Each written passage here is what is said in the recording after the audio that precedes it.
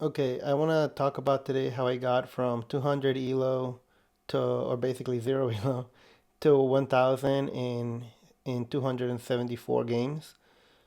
A lot of the players that I see in around 900 level have like 3000 games and they're still 900. So these are just some of the things that I did to be able to, make the most out of the games that I played. One was analyzing all my games. So here I would make a leeches study. After I play a game, I would import it and then make notes about what I thought about the moves, and then maybe add variations of things that I might have done instead. So, for example, here, I came here when I could have developed a knight. And really, what you want to do at the beginning is just look for when you or your opponent hung a piece, because at the beginning, you're both hanging pieces every game, and just take it. Learn to not hang stuff and take the stuff that they're hanging, and that'll get you to about 750 for me. And then around 750, my opponents kind of started seeing my threats. Um, I did a bunch of tactics, so I'm gonna go over a lot of the books. So actually, yeah, let's start here.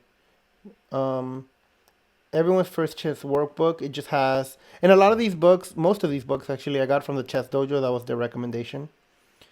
Uh, So this one, it just gives you basic tactics. It starts literally from just a pieces hanging all the way down to like checkmates and forks and everything. So it's a good primer. But for me, it was not enough tactics.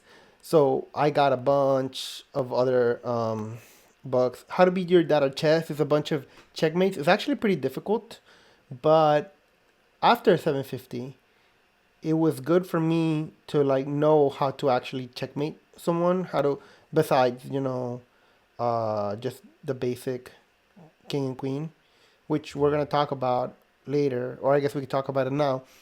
You should learn how to checkmate with a king and queen, with a king and two rooks, and with a king and rook. I practice being able to do those in under 15 seconds. That way, if you get down to time pressure, you can always close it out if you have a completely winning position. So I would focus on those three checkmates first, but knowing all these other ones like kind of helped me just see things on the board, or actually more importantly than me checkmating, seeing when they are threatening checkmate so I don't get checkmated. Chess tactics for kids. This one's also it's actually kind of hard. It's not as good as the other ones because the other ones are like basically chess puzzles that you have to solve, whereas this one is just showing you chess tactics.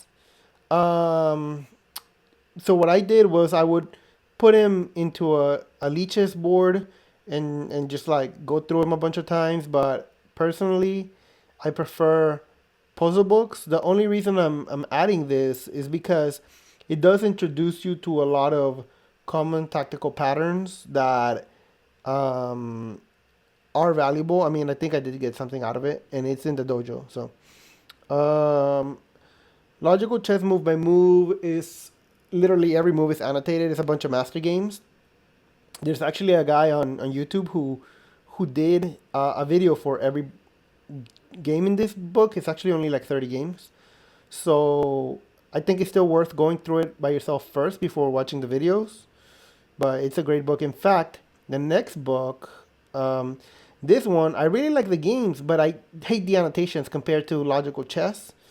Um, it's still worth getting just because Morphe's games are great, but the annotations suck. There are a bunch of variations.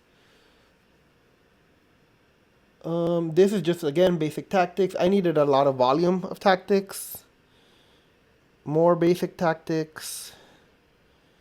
This is literally 5,000 checkmates. It starts, the first 300 are made in ones, and then it's got like 3,000 made in twos. Yeah, you could work on this for the rest of your life. This is one of the main pillars of the dojo. They just have you doing a bunch of these. Um, it's it's fine. Maybe at higher levels it becomes more important. To me, I found that the other tactics were better, but it's still highly recommended by the dojo. And it's, I mean, bang for your buck. This thing's like $20, and it'll last you. like a decade. So um, this one's kind of cool because it's like you sacrifice material for checkmate or for to win material, and it's not that hard because if a chapter is like bishop sacrifices or queen sacrifices, you know what your first move is. So it might be like a double-edged sword if you want to figure that out on your own. But for me, like when I was like really weak tactically, it was nice to like know what first move to look at, and it showed me to think about sacrifices. Um, Winning chess strategies. Honestly, I I think tactics are more important because strategies like you could be thinking like, oh my god, the c2 square is weak, and then blunder your queen. So like really, probably need to be a higher level before I read this. I'm not sure I've honestly won any games based on what I learned from here. And same thing for simple chess. These two are the two simplest books on strategy that I was able to find. So they're both really short. I think this one's a little better than the other one, but they're both okay. But like I said, tactics is probably much more important focus. Let's see, Checkmate Patterns Manual. So this is like a big boy version of how to beat your data chess. It's more checkmate patterns, and being able to give a name to checkmates helps me see them. I could probably go through this like over and over and over because I definitely did not learn them all yet. I did it on Chessable. Um, this one and this one are a little bit more tactics time, a little bit more advanced. I'm actually going through. I'm going through this one right now. I'm halfway. Um, so at the end, I got up to like 950, and at the end for that last bump, I started working on this one. Another big thing I did though, I did the chess steps method, all of step two and all of step three. And again, it's a bunch of basic tactics. It lays a good foundation. I liked it a lot. And I did every course by this dude on Udemy, Mikhailo Lexienko. He's like a super grandmaster. Probably the most important one is the opening one because it gave me the confidence to just know what to do in the first like 10 moves of a game and not be worse. In fact, for a long time, I was usually better in the opening thanks to just following his advice. And another one is this one. It's about time. It's also kind of about tempo in the opening, just making sure you develop. So it's a good companion to this one. Another one I would recommend by Mikhailo Alexienko, the 37 chess principles. It actually like it gave me a good um it just helped me learn how the pieces move. Like for example, rooks belong in open files. If you have a passed pawn, push it. Put your rooks behind passed pawns. Little heuristics like that. Just literally in my latest game, I didn't know what else to do, and I was like, okay, I'm gonna put my rook behind my passed pawn and push it, and I won. So it's just a very basic things that if you don't know anything, it'll definitely get you started on the right foot. Um, his middle game ones is kind of cool because he just plays a bunch of games using the opening principles that he recommends. And so watching him play and talk about what he's doing, it's almost like the free speed rooms you can get on YouTube, but it was very instructive. I internalized the movement of the pieces in the opening, like, rooks to the middle, knights to the center. I watched it over and over. It was great. My least favorite one is probably the tactics one. Just because I feel like to get good at tactics, you have to do a bunch of tactics. You can't just like watch a video about tactics and get good at them. The one pawn endgame is good.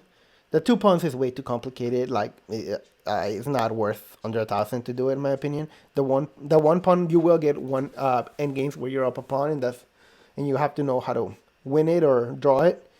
So that was worth doing. Um, let's see.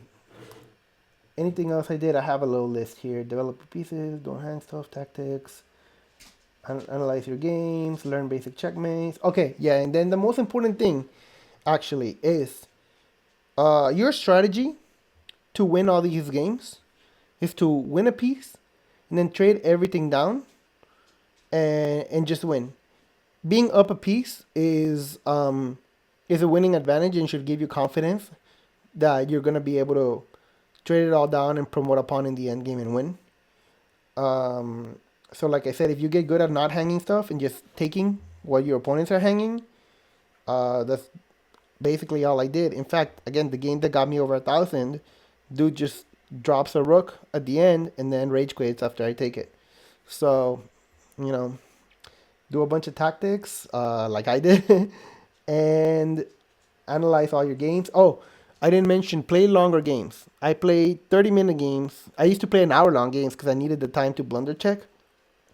But yeah, the this is a thinking game. So if you're just blitzing out moves, even if you only want to get good at blitz, it'll help your game to play longer games and learn to use your time. Because if you play a 30-minute game and you use your 30 minutes and your opponent does not, you're gonna. It's almost like having an extra piece. You know, you're using your time and he's not. So, yep. Good luck.